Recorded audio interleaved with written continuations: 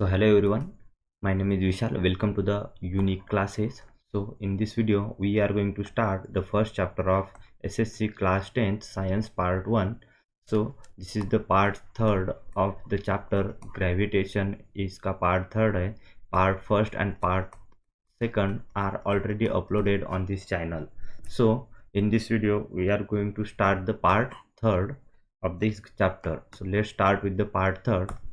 So अभी हम देखने वाले हैं अर्थ का gravitational force, the gravitational force by the earth. So earth का जो ग्रेविटेशनल फोर्स है, तो कोई भी ऑब्जेक्ट जो अर्थ पे है उसको अभी अगर हम नीचे से ऊपर फेंकेंगे तो ऊपर फेंकते हुए वो इस तरह से कोई पाथ फॉलो करेगा. तो पाथ फॉलो करते हुए जब वो नीचे से ऊपर जाएगा तो नीचे से फर्स्ट ऑफ ऑल हम उसको u that is initial velocity देंगे. उसकी वैल्यू कुछ तो रहेगी. तो थोड़ी देर बाद उसकी वैल्यू कम होते होते होते हुए कुछ देर बाद एक सर्टन हाइट रीच करने के बाद वो क्या होती है, वो कम होती है और वहाँ पे इनिशियल वेलोसिटी u की वैल्यू शुरुआत में ज़्यादा होती है और आगे धीरे धीरे कम होते होते हुए फाइनली v की वैल्यू, फाइनल वेलोसिटी की वैल्यू 0 हो जाती है. और at a certain height velocity की वैल्यू 0 होने के बाद भी उसकी वैल्यू बढ़ जाती है. 0 होने के बाद उसकी वैल्यू बढ़ जाती है और बढ़ते हुए वो वैल्यू नीचे, मतलब वो ज़्यादा बढ़ते हुए ही आती है. अर्थ पे जब वो आता है तो वो वैल्यू इंक्रीज होते हुए आती है. तो जब कोई भी ऑब्जेक्ट ऊपर जाता है तो ऊपर जाते वक्त उसकी वेलोसिटी कम होती है, डिक्रीज होती है. तो डिक्रीज होने की वजह क्या है कि उसके ऊपर एक अपोज में एक फोर्स लगता है जो उसकी वैल्यू कम करता है, उसे डिक्रीज कराता है, किसको, इनिशियल वेलोसिटी को. और वही फोर्स है उसको हम बोलते हैं अर्थ का ग्रेविटेशनल फोर्स. जो अर्थ के कोई भी ऑब्जेक्ट ऊपर जा रहा है तो उस पर एक अपोजिट फोर्स लगा रहा है और उसी को बोलते हैं हम अर्थ ग्रेविटेशनल फोर्स, जो कि डायरेक्ट होता है कहाँ पे, टूवर्ड्स द सेंटर ऑफ अर्थ, जो अर्थ के सेंटर की तरफ जाता है, उसी को हम बोलते हैं gravitational force. Just a minute. तो ये क्या होता है, अर्थ के सेंटर के टूवर्ड्स लगता है, इसको बोलते हैं हम ग्रेविटेशनल फोर्स, जो अर्थ के सेंटर के टूवर्ड्स जाता है. अभी देखो यहाँ पे एक ऑब्जेक्ट है, एक लड़का है यहाँ पे. इसने क्या करा, इस बॉल को फेंका. बॉल को फेंकते हुए बॉल ने क्या किया, ऐसे पाथ फॉलो किया. तो पाथ फॉलो करते हुए इसकी इनिशियल वेलोसिटी जीरो नहीं, कुछ तो रही होगी, ज़्यादा रही होगी. फिर बाद में वेलोसिटी कम कम होते हुए यहाँ पे वेलोसिटी कितनी हुई, यहाँ पे वेलोसिटी की वैल्यू 0 हुई. और 0 होने के बाद वो चीज़ वहाँ से फिर से उसकी वैल्यू इंक्रीज हुई और इंक्रीज होते होते हुए फिर से वो इंक्रीज होते होते हुए फिर से 0 हो गई. मतलब जब आती है वो 0 हो जाती है नीचे जब आती है, लेकिन यहाँ से वैल्यू क्या होती है, इंक्रीज ही होती है, जो कि 0 से स्टार्ट होती है.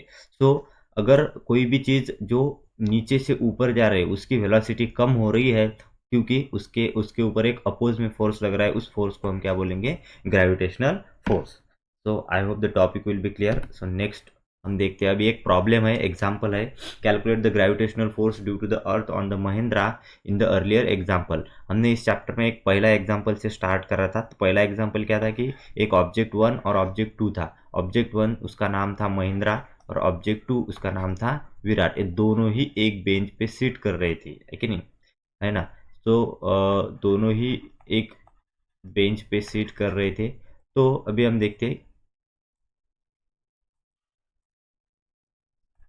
तो इन दोनों के बीच का उन्होंने डिस्टेंस दिया हुआ था.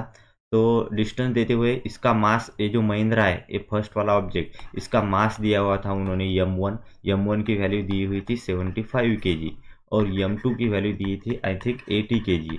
तो इन दोनों की वैल्यू देते हुए बस उसको ही आगे आगे फॉलो अप किया उन्होंने, पहला प्रॉब्लम और उसके साथ दूसरा प्रॉब्लम. तो उन्होंने क्या बोला कि ये जो दो ऑब्जेक्ट है इन दोनों के बीच के जो सेंटर का डिस्टेंस है, उस सेंटर का डिस्टेंस उसको क्या बोला, आर बोला. और वो जो आर था वो था उनका 1 मीटर. कितना था, 1 मीटर. तो हमको क्या कैलकुलेट करना है कि फर्स्ट ऑफ ऑल पहले ये दो ऑब्जेक्ट है, एक दूसरे को अट्रैक्ट करेंगे तो इनके बीच का फोर्स ऑफ अट्रैक्शन एफ रहेगा. उसकी वैल्यू क्या रहेगी, उसकी वैल्यू रहेगी g m1 m2 upon R square. इससे हम इन दोनों के बीच का फोर्स ऑफ अट्रैक्शन निकालेंगे. फिर बाद में हमने देखा कि ये जो हमारा बेंच है वो फ्रिक्शन लेस है, उस पर कोई फ्रिक्शन नहीं है. तो फ्रिक्शन लेस होने की वजह से हमारे ऑब्जेक्ट मूव करेंगे क्योंकि it comes under the influence of gravitational force. उस फोर्स की वजह से वो ऑब्जेक्ट मूव करेंगे. तो after t equals to 1 second, 1 second के बाद उस ऑब्जेक्ट की स्पीड क्या रहेगी, ये हमने देखा था प्रॉब्लम नंबर 2 में। प्रॉब्लम 1 में हमने इन दोनों के बीच का ग्रेविटेशनल फोर्स निकाला, प्रॉब्लम 2 में हमने ये देखा। तो अभी हम देखेंगे प्रॉब्लम 3। तो प्रॉब्लम 3 में क्या देखेंगे कि ये जो महिंद्रा है, ये अभी बेंच कहाँ पे है, अर्थ पे ही है, तो महिंद्रा भी अर्थ पे होगा। तो महिंद्रा अगर अर्थ पे है तो अर्थ और महिंद्रा इन दोनों के बीच में जो ग्रेविटेशनल फोर्स है उसको हमें निकालना है। तो अभी हम निकालते हैं, लेट्स डिस्कस विद दी। सो अभी हमको दिया हुआ है, फर्स्ट ऑफ ऑल हम गिवन डेटा लिख लेते हैं। तो गिवन दिया हुआ है हमको, गिवन अगर यहाँ पे महिंद्रा दिया हुआ है तो महिंद्रा का क्या लेते हैं हम, महिंद्रा का मास लेते हैं। महिंद्रा का मास है यम इज इक्वल्स टू 75 kg, उसको हम यम लेते हैं, यम1 लेते हैं शायद, यम1 इज इक्वल्स टू 75 kg। उसके बाद हमको क्या दिया हुआ है, उसको हम, उसके बाद उसने हमको दिया हुआ है अर्थ, अर्थ का मास दिया हुआ है। अर्थ का मास हमको पता है वो कांस्टेंट रहता है, और अर्थ ऑब्जेक्ट कहाँ पे है, अर्थ पे है। तो अगर ऑब्जेक्ट अर्थ पे रहा तो क्या होगा कि जो डिस्टेंस रहेगा वो इटसेल्फ अर्थ का रेडियस ही रहेगा उन दोनों के बीच में का। सो इसको क्या लेंगे हम, इसको लेंगे हम यम1, नहीं यम2 लेंगे इसको। सो ये, जस्ट अ मिनट, इसको लेंगे यम2। यम2 क्या है, M two is the mass of Mahindra. So M one लेंगे हम मास of earth, mass of earth. उसकी वैल्यू कितनी रहती, उसकी वैल्यू होती है मास ऑफ अर्थ की 6 इंटू 10⁻24 kg। इसकी वैल्यू कितनी है, इतनी। और हम क्या लेंगे अब, यम2। यम2 क्या है, यम2 है हमारा महिंद्रा का मास, महिंद्राज मास, जो कि है, उसको हमने दिया हुआ है प्रीवियस एग्जाम्पल ने, उसको बोलेंगे हम 75 kg, उसका मास दिया हुआ है 75 kg। अभी हमको क्या दिया हुआ है, निकालना क्या है हमको, कि ग्रेविटेशनल फोर्स निकालना है। तो ग्रेविटेशनल फोर्स का फॉर्मूला मालूम है हमको, तो फॉर्मूला लिखते हैं हम। फॉर्मूला है F is equals to G M one M two upon R square. अभी आर क्या है, आर इसको हम क्या, इस आर को हम कैपिटल आर भी लिख सकते हैं, small R equals to capital R equals to radius of earth. ये क्या है हमारा अर्थ का रेडियस, रेडियस ऑफ अर्थ। और इसकी वैल्यू कितनी रहती, उसकी वैल्यू रहती 6.4 इंटू 10⁻6 मीटर। सो अभी हम देखते हैं इसका सॉल्यूशन देखेंगे अब। So solution will be, so here it is, we have a F is the gravitational force. So F is equals to, and we already know the value of G is the universal gravitational constant, and its value is 6.67 into 10⁻11 Newton meter square per kg square. So let's put the value of capital G, 6.67 into 10⁻1 into m1 is the mass of the earth, and it will be 6 into 10⁻24। उसके बाद हम देखेंगे 6 into 10⁻24। उसके बाद देखेंगे, और उसके बाद हम वैल्यूज डालेंगे किसकी, ये हुई m1 की वैल्यू। अब हम डालेंगे m2 की वैल्यू, m2 की वैल्यू रहेगी 75 kg। और उसके बाद r है, r is the radius of अर्थ, और r का स्क्वायर है तो रहेगा 6.4 इंटू 10 का पावर रहेगा 6, और इसका क्या रहेगा, स्क्वायर करेंगे हम। तो स्क्वायर करने के बाद अभी हमको एक वैल्यू मिलेगी। सो एफ विल बी, इसकी वैल्यू मिलेंगे हमको 6.676 एंड 75, ये दोनों ही पास लेंगे। 6 इंटू 75, इन दो, इसकी वैल्यू क्या रहेगी, 6 का डबल करे तो 150, 150 का ट्रिपल करे तो 450 होगा। सो इसकी वैल्यू क्या रहेगी, 450 रहेगी। 450 के बाद इसका अगर मल्टीप्लाई करोगे तो final answer will be 733 Newton. क्या रहेगा, 733 न्यूटन। तो आपको एग्जाम में भी ऐसे ही लिखना है, क्योंकि बुक में ऐसे ही दिया हुआ है, और बुक को एज अ स्टैंडर्ड लेते हुए हम प्रॉब्लम सॉल्व कर रहे हैं।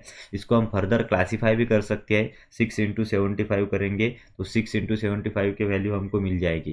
तो इसको देखो ऐसे सॉल्व करते हैं कि 6.67 इंटू 6 इंटू 75, 75 का डबल होता है 150, और 150 का ट्रिपल करेंगे, 150 का ट्रिपल करेंगे तो 450 होगा। 450 के बाद इंटू 6.11 10⁻11, और यहाँ पे 10⁻+24।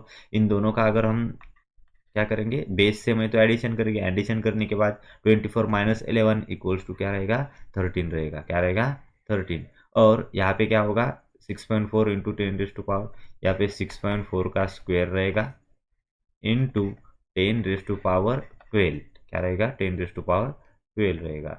सो जस्ट अ मिनट, इसको अगर हम ऐसे सॉल्व करेंगे तो इसको सॉल्व करने के बाद 66.7 पॉइंट शिफ्ट करेंगे, पॉइंट शिफ्ट करने के बाद यहाँ पे रहेगा अपना 66.7 इंटू 450 इंटू 10⁻13। तो इसको अब अगर हम फाइनली सॉल्व करेंगे तो सॉल्व करने के बाद उसकी जो वैल्यू आएगी वो वैल्यू कितनी आएगी, उसकी वैल्यू आएगी 730 न्यूटन। तो the final value will B 733 Newton. ये जो फोर्स है ये किसके बीच का फोर्स है, जो ऑब्जेक्ट है और ऑब्जेक्ट कहाँ पे है, महिंद्रा अपना ऑब्जेक्ट है कहाँ पे खड़ा है, अर्थ पे खड़ा हुआ है। तो वहाँ पे जो वैल्यू आएगी वो आएगी 733 Newton. So after solving this calculation you will get the value of F will be 733 Newton. तो चलो ये हो गया प्रॉब्लम नंबर 3। अभी हम देखेंगे प्रॉब्लम नंबर 4। तो प्रॉब्लम नंबर 4 बोलता है कि स्टार्टिंग फ्रॉम रेस्ट, अगर हम रेस्ट से स्टार्ट करें तो what will be Mahindra's velocity after 1 second if he falling down due to gravitational force on the earth. तो हम क्या देखते हैं, अभी यहाँ पे स्टार्ट कर रहा है रेस्ट से।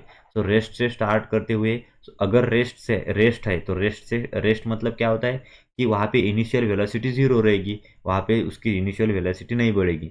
सो यहाँ पे हम लिखते हैं फॉर रेस्ट, अच्छे से लिखेंगे, फॉर रेस्ट के लिए initial velocity u is equals to 0। उसी के साथ क्या दिया है, what will be Mahindra's velocity after 1 second if you falling down due to the gravitational force on of the earth के ग्रेविटेशनल फोर्स की वजह से क्या हुआ, महिंद्रा नीचे गिरना चालू हुआ। क्यों, क्योंकि वो बेंच पे बैठा हुआ है।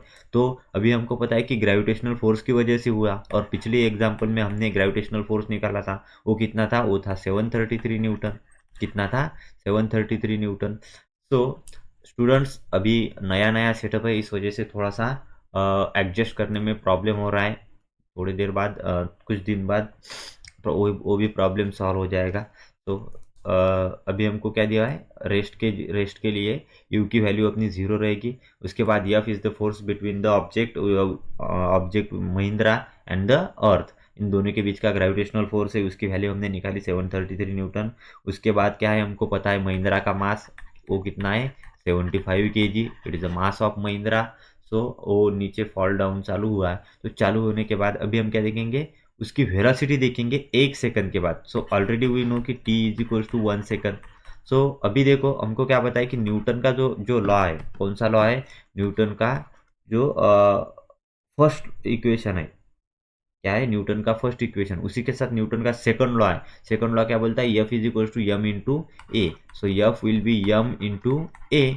इसमें से क्या निकालेंगे, इस पर से कि इसकी वैल्यू क्या है, हमको यम की यहाँ से हम एक्सेलरेशन निकालेंगे। So the acceleration from here will be a is equal to F upon यम।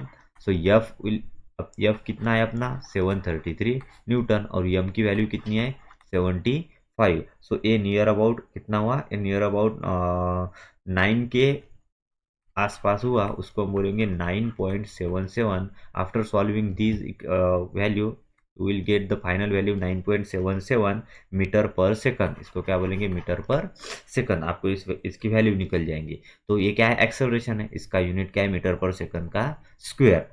तो अभी क्या है, हमको क्या मिला, एक्सेलरेशन मिला। तो अभी हमको पता है न्यूटन का इक्वेशन ऑफ मोशन, न्यूटन का first equation of motion. So Newton's first equation of motion will be, क्या रहेगा, वो रहेगा Newton's force of equation will be v is equals to, first equation will be v is equals to u plus a t. So u क्या है अपना, u तो initial velocity है, v क्या है फाइनल वेलोसिटी है, और u क्या है इनिशियल वेलोसिटी, वो रहेगी 0। उसके बाद a is the 9.77 into T क्या है, टी इज द टाइम, वो आफ्टर 1 सेकंड दिया हुआ है, तो उसको क्या लेंगे हम 1 लेंगे। So finally the velocity after 1 second will be 9.77 metre पर सेकंड। जब महिंद्रा फॉल हो रहा है कहाँ से, बेंच पर से, तो उसकी वेलोसिटी कितनी रहेंगी 9.77 मीटर पर सेकंड। सो आई होप कि प्रॉब्लम विल बी क्लियर। अभी हम देखेंगे अर्थ का ग्रेविटेशनल एक्सेलरेशन। तो अभी क्या रहता है स्टूडेंट्स, अर्थ का ग्रेविटेशनल एक्सेलरेशन मतलब एक फोर्स रहता है, जो यही ग्रेविटेशनल फोर्स, जो कोई भी ऑब्जेक्ट अगर अर्थ के ऊपर से अर्थ पर गिरता है तो एक ग्रेविटेशनल फोर्स रहता है, वो क्या रहता है उस ऑब्जेक्ट को अपनी तरफ खींचता रहता है। तो उस फोर्स की वजह से हमको पता है कि न्यूटन का सेकंड लॉ बोलता है अगर किसी भी ऑब्जेक्ट पे फोर्स लगाया तो फोर्स लगाने के बाद उसको एक्सेलरेशन आएगा। तो force applied on an object causes acceleration. तो उसकी वजह से एक्सेलरेशन आएगा। तो यही फोर्स है अपना, कौन सा फोर्स है, ग्रेविटेशनल फोर्स। इस ग्रेविटेशनल फोर्स की वजह से जो कि अर्थ पे लगता है तो बॉडी में क्या आता है, एक्सेलरेशन आता है। और इसी एक्सेलरेशन को हम क्या बोलेंगे, एक्सेलरेशन ड्यू टू ग्रेविटी। तो इसको फिर से रीड करेंगे, the gravitational force due to the earth. Earth के ग्रेविटेशनल फोर्स की वजह से कहाँ पे लग रहा है वो, ऑन बॉडी। उसकी वजह से रिजल्ट क्या आ रहा है कि एक्सेलरेशन वहां पे लग रहा है, और उसी एक्सेलरेशन को हम क्या बोलेंगे, acceleration due to gravity. And it is denoted by G. उसको हम किससे डिनोट करते हैं, जी से डिनोट करते हैं। उसकी वैल्यू भी निकालेंगे। और ये क्या है, it is a vector quantity, क्योंकि वो डायरेक्ट हो रहा है towards the centre of the earth, earth के सेंटर की तरफ जा रहा है। तो इसी वजह से क्या होगा, वो अर्थ के सेंटर की तरफ जाने की वजह से उस पे अर्थ के सेंटर की वजह से क्या होगा, वो वेक्टर क्वांटिटी होगा। क्योंकि वेक्टर क्वांटिटी वो क्वांटिटी रहती है जिसको magnitude as well as direction रहती है। और ये तो पता ही है हमको, क्योंकि कहाँ पे फॉल हो रहा है वो, वर्टिकली डाउनवर्ड डायरेक्शन पे। So the value of g on the surface of earth, उसको हम निकालेंगे। अभी हमको क्या मिला, जी मिला। जी की मतलब वैल्यू नहीं मिली, लेकिन जी का डिस्क्रिप्शन मिला कि जी क्या है। तो जी के अबाउट आइडिया मिल गया होगा। अब उसकी हम वैल्यू निकालेंगे कहाँ पे, अर्थ के सरफेस पे। उसकी वैल्यू हम हर जगह पे निकालेंगे, लेकिन अब हम पहले उसका फॉर्मूला डिराइव करेंगे, जो अर्थ के सेंटर से, अर्थ के सरफेस को बेसिस लेके बाहर ना, उसके ऊपर हम उसको सॉल्व करेंगे। मतलब उसको बेसिक बेसिक क्या है, अर्थ का सरफेस, और उसी को मार्जिन मान के, रेफरेंस मान के आगे सॉल्व करेंगे। सो कंसिडर एन ऑब्जेक्ट, एक ऑब्जेक्ट कंसिडर करेंगे हम, जो कहाँ पे है, जो हमारा जो ऑब्जेक्ट है वो ऑब्जेक्ट हमारा अर्थ पर है। सो दिस इज आर अर्थ, ये हमारी अर्थ है। अर्थ पे एक ऑब्जेक्ट है, ये हमारा ऑब्जेक्ट रहा अर्थ पे। उसका मास क्या रहा, क्या स्मॉल एम रहा, जो कि अर्थ के सेंटर से आर डिस्टेंस पे खड़ा है। किस डिस्टेंस पे, आर डिस्टेंस से। तो अर्थ के सेंटर से आर डिस्टेंस पे एक ऑब्जेक्ट खड़ा हुआ है, उसका जिसका मास क्या है, यम। सो हमको पता है कि न्यूटन का यूनिवर्सल लॉ पता है हमको, ग्रेविटेशन, न्यूटन का यूनिवर्सल लॉ ऑफ ग्रेविटेशन। तो वो क्या रहेगा, वो रहेगा यफ इज इक्वल्स टू, अभी हमने सॉल्व किया, F is equals to G Yama one Yama two upon R square. G Yama one Yama two upon R square. ये क्या रहेगा हमारा, Newton's universal law of gravitation. तो इसको क्या बोलेंगे, इसको देंगे हम इक्वेशन 1। ऑल्सो हमको ये भी पता है कि फोर्स जो रहता है वो मास इंटू एक्सेलरेशन रहता है, न्यूटन्स के सेकंड लॉ के अनुसार। तो इसको क्या बोलेंगे हम, equation number 2। So the equation number and equation number 1 and number 2, इसको हम नेक्स्ट पेज पे लेते हैं। सो हमारा यफ है, यफ हमारा है, F is equals to, student, F is equals to G Yama one Yama two upon R square. इसको लेंगे इक्वेशन 1। उसी के साथ वी ऑलरेडी नो कि अल्सो हमको क्या पता है, यफ इज इक्वल टू क्या है, यम इंटू ए। इसको बोलेंगे हम इक्वेशन 2। सो अभी हमको क्या है, लेफ्ट साइड इक्वल है, उसको राइट साइड इक्वल करेंगे। सो कंपेयर करेंगे, क्या करेंगे, कंपेयर करेंगे equation 1 and 2। Compare equation 1 and 2। तो हमें क्या मिलेगा, तो हमें मिलेगा M into A is equal to G Yama one Yama two upon R square. तो यम वन क्या है हमारा, इसको हम फिर से मॉडिफाई करेंगे। M one is the mass of the earth, earth का मास हम कैपिटल यम लेंगे। और ये यम टू जो है, यम टू क्या है हमारा, यम टू हमारा है mass of object. So mass of object will be m2, यही पे हम लेंगे, m2 is the mass of object. तो ये हमारा रहा m2 mass of object. m2 delete हुआ, मतलब वो कैंसिल हुआ। तो a will be g m1, m2 तो कैंसिल हुआ, g m1 upon R square, G m1 upon R square. तो हमको पता है कि ये जो एक्सेलरेशन है, यही एक्सेलरेशन हमारा एक्सेलरेशन ड्यू टू ग्रेविटी वाला एक्सेलरेशन है। So A is equals to G, because क्या है ये हम है हमारा एक्सेलरेशन, जो कि किसकी वजह से आ रहा है, जो कि ग्रेविटी की वजह से आ रहा है। किसकी वजह से आ रहा है, ग्रेविटी की वजह से। सो ए इक्वल्स टू जी, तो ए की वैल्यू और जी की वैल्यू दोनों ही सेम रहेगी, दोनों ही सेम रहेगी, तो उसको वैल्यू को हम पुट करेंगे। So G will be also, also क्या है हमको पता है कि m1 is equals to capital M mass of earth, earth का क्या है, मास है, मास ऑफ अर्थ। तो वैल्यू हमारी रहेगी g इज इक्वल्स टू, इसकी वैल्यू पुट करेंगे हम कैपिटल G, ये रहेगा capital M upon R square.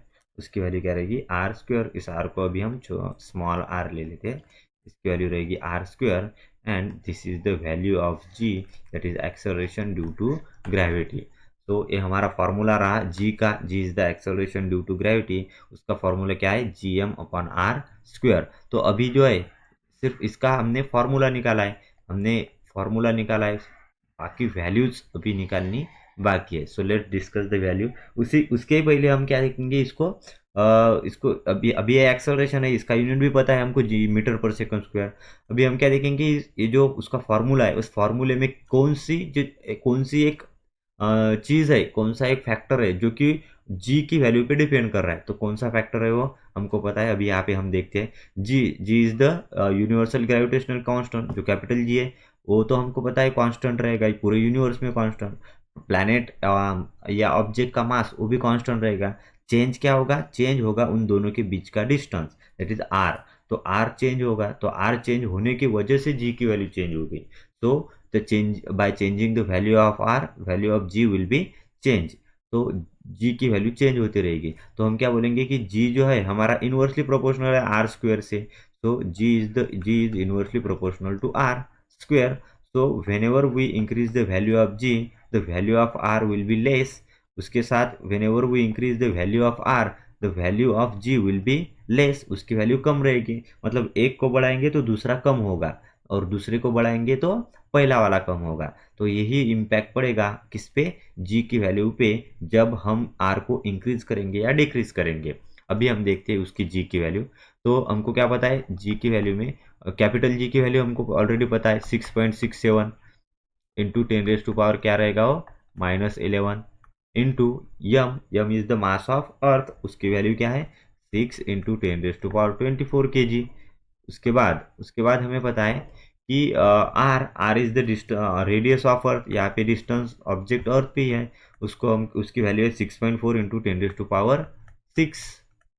उसका क्या करेंगे हम, स्क्वेयर करेंगे। So by solving all these values you will get a final answer that is 9.77, और इसका ऐसा यूनिट रहेगा मीटर पर second square, because it is the acceleration. तो उसकी वैल्यू क्या रहेगी, 9.77 मीटर पर second square. This is the final value of acceleration due to gravity. And it may not be possible कि ये वैल्यू कांस्टेंट ही रहेगी, कहाँ पे, अर्थ से बाहर। When we increase the radius, तो इसकी वैल्यू हमें हमेशा इंक्रीज या डिक्रीज ही हो जाएगी, नहीं इंक्रीज होगी हमेशा। तो हम देखते हैं बाद में उसकी वैल्यू इंक्रीज होती है या डिक्रीज होती है। लेकिन जी की वैल्यू क्या है, 9.77 इंटू 9.77 मीटर पर second square. So the value of G will be clear and the derivation will be clear. So अभी हम देखते, डेरिवेशन हमारा क्लियर हो गया है, अभी हम देखते हैं। सो चलो आगे। अब हमारा है इसमें वेयर, अगर हम बताएंगे वेयर जी क्या रहे हमारा, यम क्या है, वो ऑलरेडी हमको पता है, G is the universal gravitational constant, M भी पता है। तो लेट्स मूव फॉरवर्ड। अभी हम देखेंगे वेरिएशन इन वैल्यू ऑफ जी। ये जो जी है उसके वैल्यू में भी चेंज आएगा, कैसे चेंज आएगा वो भी देख लेंगे। तो उसकी जो वैल्यू है उसमें चेंज तीन प्रकार से आएगा। पहला जो चेंज होगा वो अर्थ के सरफेस पे ऑब्जेक्ट रहेगा तब चेंज आएगा। उसके बाद वो कुछ हाइट पे रहा तब भी चेंज आएगा। और तीसरा वाला चेंज है वो उसके डेप्थ, मतलब वो जितना जितना नीचे जाएगा वो वाला चेंज हमारा रहेगा, उसको हम बोलेंगे वेरिएशन इन वैल्यू ऑफ जी। सो उसका पहला चेंज देख लेते हैं हम। पहले चेंज का नाम है सरफेस। तो सरफेस पे कैसे जो जी की वैल्यू वेरी करती है वो हम अभी डिस्कस करेंगे। So change along the surface of earth के सरफेस के अलॉन्ग कैसे चेंज आता है। So students we already know कि R earth will be not will shape of earth will not be equal, वो सब जगह पे इक्वल नहीं है। So the value of G is not same everywhere, G की वैल्यू सेम नहीं रहेगी एवरीवेयर। क्यों नहीं सेम रहेगी? Because the shape of earth is not exactly spherical, spherical shape उसका एग्जैक्टली नहीं रहेगा। कुछ जगह पे अर्थ की वैल्यू कुछ जगह पे अर्थ पे क्या रहेगा, उसका सरफेस ऊपर उठा रहेगा, कुछ जगह पे सरफेस नीचे गया हुआ रहेगा। तो नीचे नीचे ऊपर ऊपर नीचे ऐसा काम होता रहेगा वहाँ पे। तो उसके बाद हम देखेंगे और उसी वजह से जी की वैल्यू वेरी करेगी, वो सेम नहीं रहेगी। सो ड्यू टू दिस, इसी वजह से distance of the point on the surface of earth from its centre differ somewhat from place to place. वो कैसे चेंज होता है? सो अभी अगर देखो यहाँ पे अगर ऐसे अर्थ का शेप रहा, तो अर्थ का शेप एग्जैक्टली ऐसे नहीं है। अर्थ पे कोई ऐसे पहाड़ है, तो पहाड़ पे अब अगर हम पहुंचेंगे और यहाँ पे अर्थ का सरफेस है, तो यहाँ से डिस्टेंस आर है और यहाँ से डिस्टेंस भी थोड़ा सा चेंज होगा। कितना चेंज होगा? ये वाला आर और ये वाला छोटा हाइट। तो इस केस में क्या होगा? Distance will be R plus h. मतलब क्या हुआ? डिस्टेंस चेंज हुआ। और हमको पता है जी की वैल्यू क्या है, G M upon R square. तो मतलब क्या है कि अगर हम जी की वैल्यू आर की वैल्यू बढ़ाएंगे तो जी की वैल्यू पहले ही मतलब कम हो जाएगी। तो इसी तरह उसकी वैल्यू में क्या आता है, वेरिएशन आता है जी की वैल्यू में।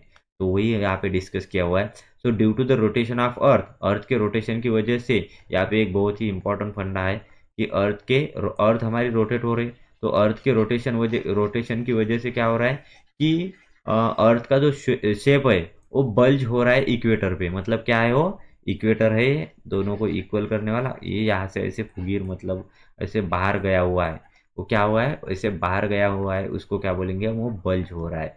तो bulges, earth will B bulges eight the equator, equator पे ऐसे बल्ज हो रही है। ये it is the exact shape, ये हमारा एग्जैक्ट शेप है, आइडियल शेप है। इस शेप को हमको नहीं देखना है, हमको क्या देखना है? इस आइडियल शेप पर से अर्थ में क्या चेंज आया हुआ है उसको हमको देखना है। तो इक्वेटर पे क्या होगा? वो बल्ज होगा। उसी के साथ फ्लैटर होगा। कहाँ पे फ्लैटर होगा? इस जगह पे फ्लैट होगा, हो रहा है फ्लैट। और इस जगह को हम क्या बोलेंगे? It is nothing but the pole. वो क्या है? हमारा पोल। उसी के साथ radius is the largest at the equator. Exactly बिल्कुल रहेगा ही रहेगा। क्यों रहेगा? क्योंकि अर्थ की वैल्यू, अर्थ का जो शेप है वो यहाँ पे इंक्रीज हो जाएगा। यहाँ से रेडियस है, यह है हमारा पोल। पोल से रेडियस तक का जो डिस्टेंस है, उस डिस्टेंस में बदलाव है वो जो है वो कम है। किसके किसके कंपैरिजन में? इक्वेटर के कंपैरिजन में। इक्वेटर पे बहुत ज़्यादा है। तो इसी वजह से क्या रहता है, इसी वजह से ध्यान देना स्टूडेंट्स कि जो हमारा डिस्टेंस है ज़्यादा रहेगा। कहाँ पे? इक्वेटर पे डिस्टेंस डिस्टेंस ज़्यादा है, लेकिन पोल पे डिस्टेंस हमारा इक्वेटर के कंपैरिजन में कम है। तो ध्यान रखना कि जो पोल पे वैल्यू रहेगी वो भी, अगर डिस्टेंस पोल पे कम है, किसका? आर की वैल्यू कम है, तो जी की वैल्यू पोल पे क्या रहेगी? ज़्यादा रहेगी। जी की वैल्यू क्या रहेगी? ज़्यादा रहेगी पोल पे जी की वैल्यू ज़्यादा होने की वजह से यहाँ पे उसमें ऐसा वेरिएशन आएगा। तभी अभी हम क्या देखते हैं कि अगर यहाँ पे आर की वैल्यू ज़्यादा रहेगी, किसकी वैल्यू? आर की, तो जी की वैल्यू अपने आप कम हो जाएगी, क्योंकि G and R R R R inversely proportional to each other. तो इन दोनों के बीच में यहाँ पे ऐसे वैल्यू के बीच में वेरिएशन आएगा। तो अभी हम देखते हैं यहाँ पे पोल्स पे क्या होगा? जी की वैल्यू ज़्यादा रहेगी, रही ज़्यादा 9.832। उसी के साथ इक्वेटर में क्या रहेगी? 9.78 मीटर पर second square. It is a minor change, but ये बहुत माइनर रखता है। सो माइनर चेंज आता है पोल पे और इक्वेटर पे। So this is the value variation in the value of g along the surface of earth. ये रहा पहला टॉपिक, जो जी की वैल्यू में पहला चेंज आता है। उसके बाद हम क्या देखेंगे? Change with height. जैसे जैसे हम हाइट इंक्रीज करते, मतलब हाइट के हिसाब से ऊपर जाएंगे, वैसे ही क्या रहेगा? हमारी जी की वैल्यू चेंज होती रहेगी। अगर हम नीचे रहेंगे हाइट के अनुसार अगर हम यहाँ से, अभी यहाँ पे है हमारा ऑब्जेक्ट, यहाँ पे होने के बाद जी की वैल्यू सपोज सर्टन कम रहेगी। जैसे जैसे ऑब्जेक्ट ऊपर जाएगा आर की वैल्यू इंक्रीज होगी, जी की वैल्यू डिक्रीज होगी। As we go upward from the center of earth, the value of r will be increases. That's why the result will be value of g is decreases. g की value क्या होगी, decrease होगी. तो अभी हम देखते हैं, चलो. तो change with the weight, weight की वजह से जो चेंज आता है उसको हम देखेंगे. तो सरफेस ऑफ द हाइट की वजह से, हाइट की वजह से जो चेंज आता है तो अर्थ के सरफेस पे हाइट क्या रहेगी, हाइट 0 किलोमीटर रहेगी. तो जी की वैल्यू तो अपने को पता ही है 9.8 मीटर पर सेकंड स्क्वायर. अभी माउंट एवरेस्ट, माउंट एवरेस्ट पे जो है, माउंट एवरेस्ट पे वैल्यू कितनी रहेगी अपनी, ज़्यादा रहेगी. इसकी वैल्यू ज़्यादा रहेगी माउंट एवरेस्ट पे. इसकी वैल्यू जो अपना जी है, जी की वैल्यू क्या रहेगी, 9.8 रहेगी. क्यों 9.8, क्योंकि उस पर ज़्यादा कोई चेंज नहीं आता. डिस्टेंस बहुत ज़्यादा है, लेकिन वहाँ पे डिस्टेंस एज अ मतलब कंपेयर करेंगे, हम किसको कंपेयर करेंगे, अर्थ का रेडियस. अर्थ के रेडियस से अगर हम कंपेयर करेंगे तो इसकी वैल्यू कुछ ज़्यादा नहीं होती, क्योंकि अर्थ का रेडियस क्या है हमारा, it will be R is equals to 6.4 into 10⁶. It is a huge, 6.4 into 10⁶. इतना ज़्यादा अर्थ का radius as compare to 8.8 kilometre, ये हमारा क्या रहेगा, बहुत ही माइनर डिस्टेंस रहेगा. इस वजह से उसमें थोड़ा बहुत चेंज नहीं आता है, मतलब वो माइनर चेंज आता है. उसी के साथ अभी हम देखते हैं, अगर वो 36.6 किलोमीटर रहा, कितना, 36.6 किलोमीटर, तो उसकी वैल्यू कितनी रहेगी, उसकी वैल्यू रहेगी 9.77 मीटर पर सेकंड स्क्वायर. ये रहेगी हमारी जी की वैल्यू. तो ये कहाँ पे रहेगी, it is a maximum height reach by man made balloon. जो हमारा बलून रहता है जिसमें हम हेलियम गैस फिल करते हैं, उस बलून में क्या रहता है, मैन मेड जो ह्यूमंस ने बनाया, तो वो बलून कितना गया है, 36.6 किलोमीटर. कितना गया है, 36.6 किलोमीटर. उसी के साथ height of a man made balloon. So ये हम देखते हैं मैन मेड बलून, जो बलून ऊपर गया है उसकी हाइट हाइट है जो मैक्सिमम रीच हुए. तो height of the typical weather satellite, weather satellite जो है उसकी जो हाइट है वो कितनी रहेगी, 400, क्योंकि वो नज़दीक रहता है, वहाँ से वो अपना वेदर पूरा मैनेज कर लेता है, उसको मतलब प्रिडिक्ट कर लेता है. उसकी वहाँ पे वैल्यू अब क्या हो रही है, चेंज हो रही है. उसके वैल्यू में चेंज कितना आया, the value will be 8.7 metre पर सेकंड स्क्वायर. उसी के साथ अभी हम देखते हैं आगे, height of communication satellite. It is, communication satellite बहुत ऊपर रहता है, उसकी जो हाइट है 35,700 किलोमीटर है. इसी वजह से अर्थ के रेडियस और इस वैल्यू में बहुत ही ज़्यादा मतलब वो इंक्रीज हो जाता है. इसमें अगर अर्थ का रेडियस हम डाल देंगे, प्लस करेंगे, तो वैल्यू जो जी की है बहुत, आर की वैल्यू बहुत ज़्यादा बढ़ेगी. उसकी वजह से जी की वैल्यू बहुत कम होगी. So as we go upward, value of r will be increases and it results in कि value of g will be decreases. So इस तरह से g की वैल्यू में चेंज आता है as we go with the height. जिस तरह से हमारे हाइट चेंज होती है उस वैसे ही हमारा क्या होता है, जैसे जैसे हाइट चेंज इंक्रीज होगी वैसे वैसे r की वैल्यू बढ़ेगी और उसकी वजह से g की वैल्यू कम हो जाएगी.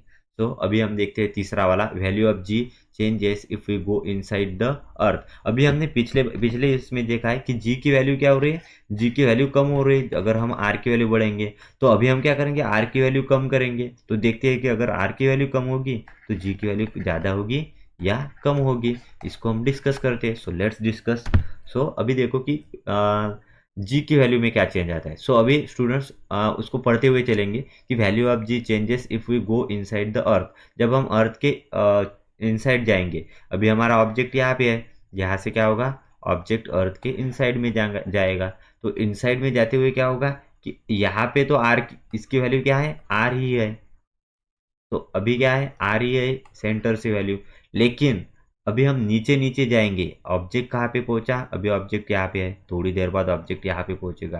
तो यहाँ पे पहुंचते वक्त क्या होगा कि आर की वैल्यू डिक्रीज होगी. तो आर की वैल्यू अगर डिक्रीज हुई, आर की वैल्यू डिक्रीज हुई तो ऑब्वियसली जी की वैल्यू बढ़नी चाहिए. लेकिन जी की वैल्यू बढ़ती नहीं है, वो बढ़ती नहीं है. वो कितनी क्या होती है, उस पर इम्पैक्ट आता है कि वो जी की वैल्यू क्या रहती है, वो कम होती है. क्या होती है, कम होती है. क्यों कम होती है, तो उसका सॉलिड रीज़न है, हमको पता है कि जी का फॉर्मूला है G M upon R square. So M is the mass of earth. तो जब भी हम नीचे जाएंगे तो आर तो हमारा चेंज होगा ही, आर कम होगा. आर, बट आर के कंपैरिजन में जो यम की वैल्यू है, जो मास है, वो भी बहुत ज़्यादा कम होगा. अभी देखो ये ऐसे ऐसे मास भी कम हो रहा है.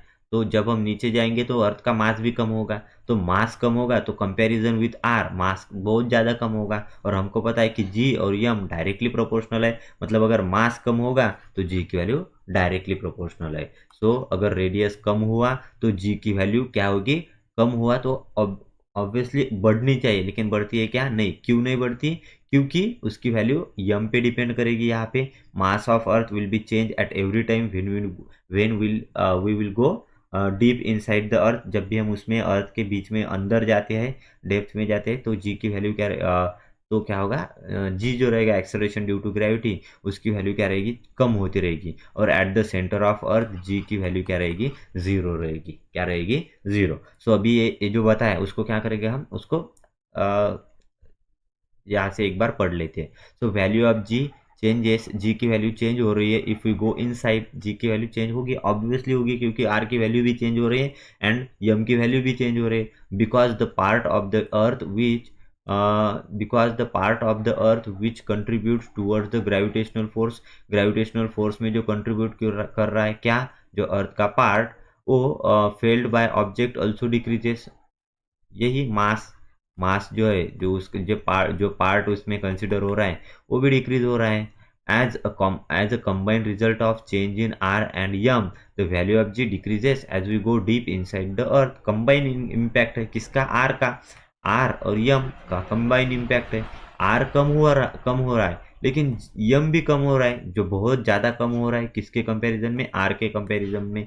और जी जो है वो डायरेक्टली प्रोपोर्शनल है यम से। इस वजह से क्या होगा, इस वजह से वो डायरेक्टली इम्पैक्ट करेगा उस पर, और इम्पैक्ट करने की वजह से जी की वैल्यू डायरेक्ट कम होते होते होते हुए सेंटर ऑफ अर्थ पे यम की वैल्यू जीरो रहेगी, और उसकी वैल्यू भी जीरो रहेगी किसकी, जी की। तो ये रहेगा हमारा आंसर। तो अभी हम देखते हैं आगे। देखो कि कोई भी जो प्लैनेट है, हर प्लैनेट पे जी की वैल्यू चेंज होगी।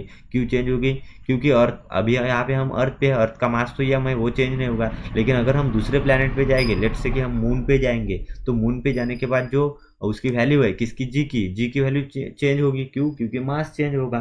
तो मास चेंज होने की वजह से जी की वैल्यू चेंज होगी। तो अगर हम मून पे जाएंगे तो मून पे जाते वक्त हमारा जो मास है, मून पे जो इम्पैक्ट है 1/6 इम्पैक्ट है। मतलब जी ऑफ क्या, G of moon is equal to 1/6 of G of earth.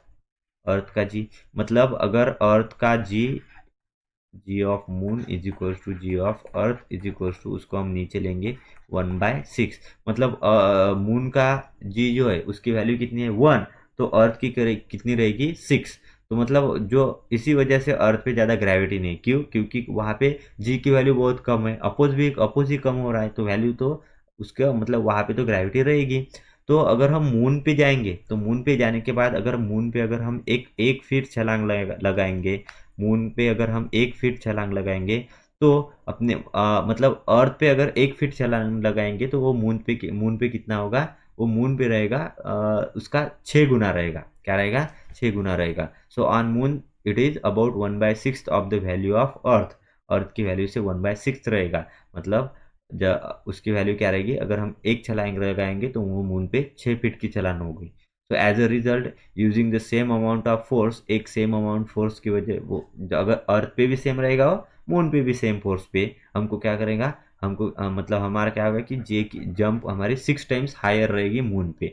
Moon पे हमारी जंप रहेगी कितनी टाइम, 6 टाइम हायर। क्योंकि यहाँ पे अगर जी की वैल्यू 6 होती है, किसके कंपैरिजन में, मून के कंपैरिजन में 6 होगी, तो जंप भी हम 6 टाइम ही लगाएंगे। क्यों, क्योंकि उसको अपोज करेंगे। So I hope the value of g or and the variation in the value of g will be crystal clear for you.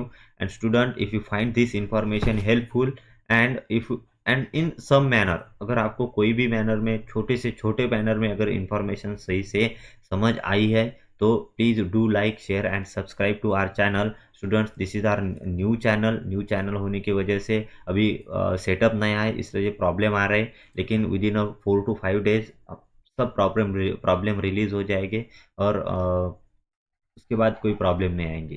So do like, share and subscribe if you really want this information helpful. So thank you.